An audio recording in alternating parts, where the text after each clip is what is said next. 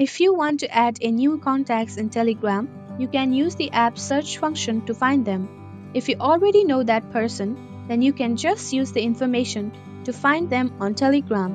Hello everyone, welcome to Online Help Guide.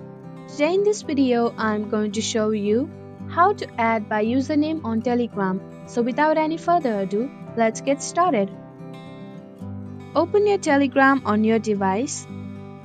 Tap on Hamburger menu at the top left of your screen. Tap on Contacts from the panel. Tap on Search icon located at the top right corner. Search for the person you want. Tap on the person you were looking for. There you go, the simple steps will show you how to add by username on Telegram. Thank you for watching Online Help Guide. Hope this video was helpful.